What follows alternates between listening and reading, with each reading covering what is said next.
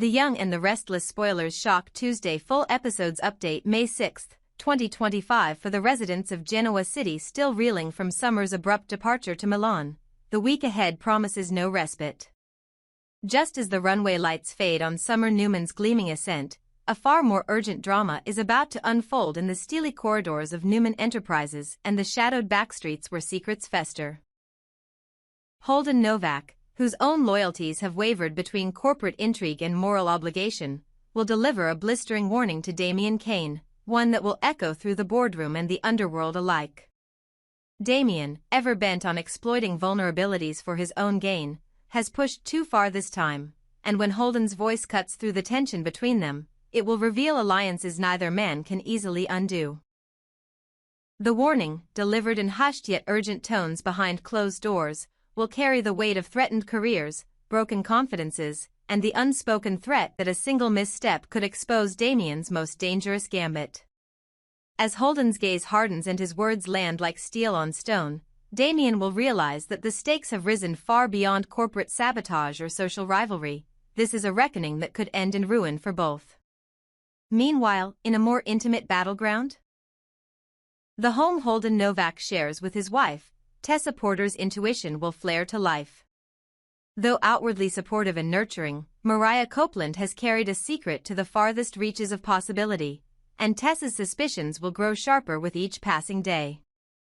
Mariah's spontaneous business trip, cloaked in half-truths and evasive phone calls, will morph from an innocent assignment into a catalyst for betrayal.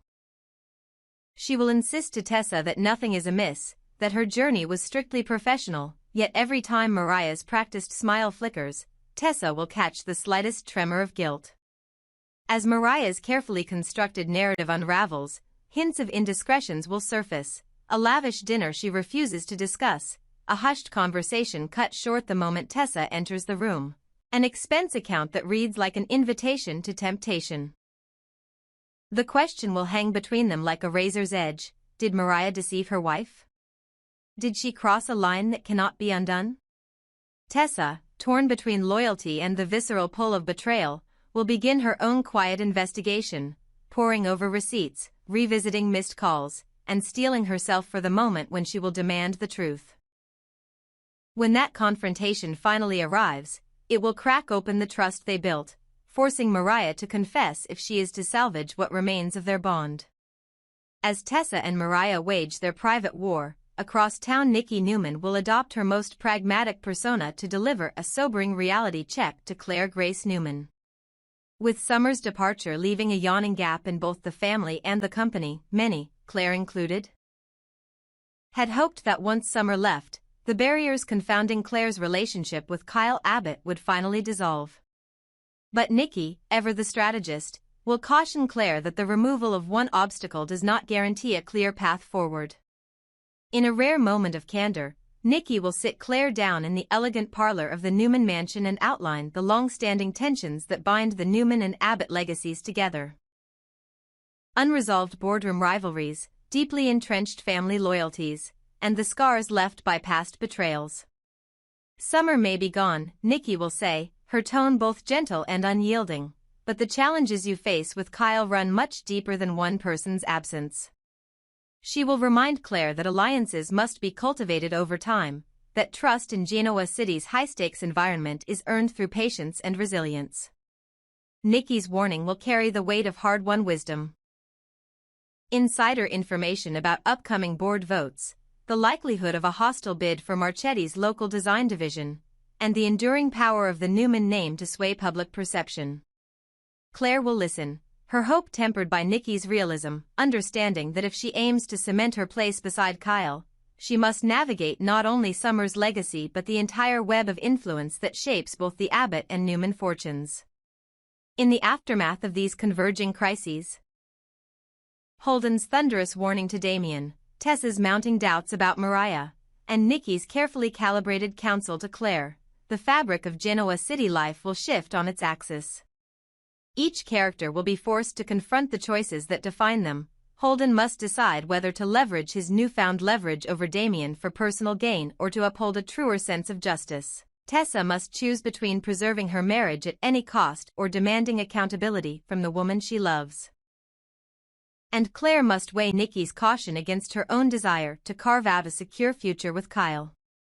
As boardroom machinations and whispered confidences collide with the tender vulnerabilities of marriage and family, one thing becomes clear: in Genoa City, no departure is ever final, no secret remains buried forever, and every warning, be it whispered in a stately office or shouted in the quiet of a private home, carries the power to reshape destinies.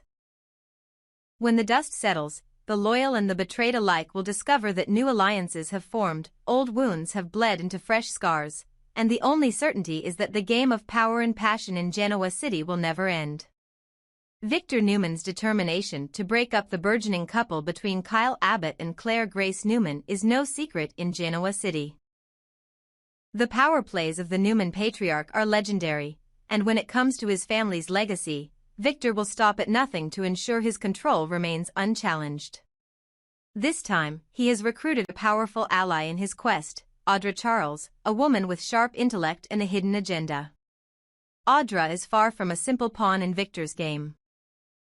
She is a formidable player in her own right, and her involvement in the plot to destabilize Kyle and Clare's relationship signals a new level of intensity in the ongoing battle for power and influence within both the Newman and Abbott families. However, Victor's alliance with Audra won't go unnoticed for long. Nate Hastings, who has always prided himself on his sharp instincts, will begin to suspect that something is amiss with the deal between Victor and Audra. His suspicions will set off a chain of events that will leave everyone wondering if the carefully crafted web of deceit surrounding Kyle and Clare's future can withstand the pressure. For Clare, the personal stakes are even higher than she realizes. Her grandmother, Nikki Newman, has always been a pillar of strength and wisdom, but lately, her advice has taken on a more cautionary tone. Nikki, sensing that Clare's relationship with Kyle is being tested by external forces far beyond her control, will deliver a sobering reality check. Nikki's sharp instincts tell her that Clare may be walking into a trap, one set not just by Victor but by the complex family dynamics that govern Genoa City.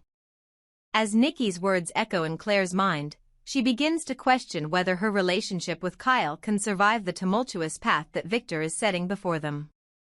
But it's not just her relationship that's at stake. Clare's future within the Abbott family itself is hanging in the balance. With Victor's manipulations threatening to tear apart everything she's worked for, Clare finds herself at a crossroads, where every decision she makes could lead her deeper into Victor's grasp or further away from the life she's dreamed of. As Clare grapples with these overwhelming emotions, the focus shifts back to Cole Howard, who is struggling with his own medical crisis. Cole, a promising young figure within the Abbott family, has been waiting for test results that could either confirm a simple cold or reveal something far more serious. Victoria Newman, always protective of her family, will confide in her brother, Nick Newman, about her growing fears for Cole. Her anxiety over his health will push Victoria into a corner, where she must confront her own vulnerability in a way she hasn't before. As she struggles with her feelings for Cole and her desire to protect him, Victoria will realize that there is more to Cole's situation than meets the eye. Could it be that Cole's medical issues are just the tip of the iceberg, or is there something more sinister at play that could threaten not only his life but the delicate balance of power within both the Newman and Abbott families? Meanwhile, the story takes an unexpected turn with the arrival of Damian, who is working diligently to repair his fractured relationship with Lily Winters. Damian, who has been at the center of many power struggles in Genoa City, knows that his alliance with Lily is crucial to his survival in the cutthroat world of business and family dynamics. In an effort to smooth over tensions, Damian approaches Lily with a proposal, one that he believes will strengthen their relationship and their business endeavors. He reveals that he has been in discussions with Aristotle Dumas, a powerful figure whose influence could tip the balance of power in their favor. But as Damian tries to mend fences with Lily, the air will crackle with tension. Lily, ever the shrewd businesswoman, will recognize that Damian's offer may come with strings attached. Strings that could tie her and her family to a dangerous alliance that threatens their autonomy. By the end of the week, Lily will make a shocking business deal that no one sees coming. Her decision will send shockwaves through Genoa City, as the fallout from her unexpected move begins to reverberate across the business world. Holden Novak, ever vigilant in his role as protector of his family, will confront Damian with a stern warning. The confrontation between Holden and Damian will be one for the books, as Holden makes it clear that Damian's manipulation of Lily and others will not be tolerated. In this high-stakes game of power and intrigue, Holden's warning will serve as a reminder that in Genoa City, the consequences of betrayal are never far behind. As the week progresses, the stage is set for a showdown that could change the course of several key relationships. From the scheming of Victor Newman and Audra Charles to the growing suspicions of Nate Hastings and the unraveling of Clare's relationship with Kyle, the drama unfolding in Genoa City is sure to keep fans on the edge of their seats. With medical crises, family secrets, and high-stakes business deals colliding in unexpected ways, The Young and the Restless is once again proving why it remains one of the most captivating daytime dramas on television. At Society, the ambience was one of easy familiarity and shared triumphs, but there was an underlying tension between the exchanges. As Audra Charles beamed across the table, she greeted Nate Hastings with an enthusiastic smile, her eyes sparkling as she asked, "How's Amy? The treatment going well?" Her tone was light, but Nate could sense the subtle hint of concern beneath the surface. He nodded, his expression softened with the empathy of someone deeply invested in both Amy's progress and the intricacies of their world. "It's going well," he answered with a reassuring smile. "She's responding to the treatment, and I'm hopeful we're turning a corner. Things are looking up." Audra leaned back slightly in her chair, clearly pleased with the progress of their conversation. Her own success in the world of business was undoubtedly at the forefront of her mind as she launched into her next topic. "And you, Nate? How have you been? I've heard things are really taking off for you at the Bronte." Nate's response was measured. He wasn't one for boasting, but it was clear that he had entered a stage of growing confidence. "We're doing well. I've been working on a lot of ideas for the brand. Some exciting marketing concepts are on the horizon, and the product development team has been great. I think we're on to something special." Audra's eyes glinted with a mix of admiration and something else, a deeper, unspoken understanding of the pressures Nate was under. "I'm sure Victor is pleased with your progress," she remarked, her voice as smooth as ever, but her words had the weight of a veiled compliment, a recognition of Nate's climbing trajectory. Nate gave a small, almost imperceptible sigh, his lips twisting into a half-smile. "I'm sure he is. But you know how it is. There's always more to do, more to prove. As long as I keep moving forward, everything will stay on track." Audra's smile faltered just for a moment before she flicked her hair back with practiced grace, her eyes betraying a hint of frustration. "I haven't actually gotten any funding for Vibrante yet," she confessed. Nate's brow furrowed as he leaned in slightly, the skepticism evident in his voice. "No funding? That's odd. You're doing all the right things. What's holding it up?" Audra waved a hand dismissively, her tone growing defensive. "Oh, it's just some bureaucratic procedures. It's nothing to worry about. They'll come through." But Nate wasn't buying it. His thoughts immediately turned to their history with the Newman family. The countless times they had been manipulated, lied to, and left in the cold by Victor's promises. He knew better than to take her words at face value. "You're telling me there's no hidden agenda? No red tape intentionally slowing things down? After everything we've been through with the Newmans, I don't trust anything they say," Nate said, his voice steady but laced with the caution of someone who had learned the hard way. Audra's expression hardened for just a split second, but she recovered quickly. "I understand your concern, Nate, but it's not like that. I've got everything under control." She quickly changed the subject, sensing that the conversation was veering into territory she wasn't ready to confront. "But what about Damian? How's everything going with him?" Nate exhaled slowly, leaning back in his chair as the conversation shifted. "We've had a lot of time to talk recently.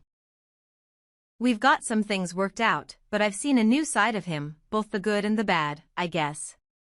Or maybe just the sad. His voice softened as he reflected on the complexity of his relationship with his brother. Losing the man he thought was his father really messed him up. He's not the same person I grew up with. Audra, ever perceptive, nodded knowingly, a flicker of empathy crossing her face. I can understand that. It's not easy for anyone to deal with those kinds of feelings. Losing someone you thought you could depend on, her voice trailed off, but her understanding was clear. It must have been hard for him. Yeah, Nate replied. And it's not just about the loss of his father. The man he thought was his rock was a lie. It's been weighing on him. Even with everything we've been through, I think it's starting to wear on his tough guy persona. He's opening up, bit by bit. Audra's smile turned wry, her gaze sharpening. Sounds like you and Amy are really good at breaking down walls. You both have a knack for getting through to people when others can't. Nate chuckled, the humor not quite reaching his eyes. We've certainly been at it long enough to know what works. Damian's not an easy case, but he's got potential. I'm not ready to give up on him just yet. Of course not, Audra agreed, her voice full of the calculated optimism that had become her trademark. It's too promising a situation to walk away from. But you'll have to be careful, Nate. You can't save everyone. She paused, letting her words hang in the air, their weight undeniable. I know, Nate said, his voice low but resolute. But I also know that if I don't try, I'll regret it. That's something I've learned too well over the years. Audra's expression softened, just a fraction, before she straightened up, her sharp business edge returning. Then I guess we're both in the business of taking risks, aren't we? The moment lingered for a second longer than either of them expected, the tension palpable despite the casual nature of their conversation. Nate, ever the pragmatist, shifted the mood back with a small smile, one that didn't quite reach his eyes but still conveyed the understanding they both shared. They were playing a dangerous game, one with consequences far beyond what either of them had fully considered. And as always in Genoa City, no one could predict how it would all unfold. With the conversation shifting toward business once more, the undercurrent of personal stakes was never far from the surface. As Audra and Nate shared their successes and failures, the truth was that neither one fully trusted the other, not yet. And in a city where power dynamics could change in an instant, the only thing more dangerous than the secrets they held was the unspoken understanding that their fates were intertwined, whether they liked it or not.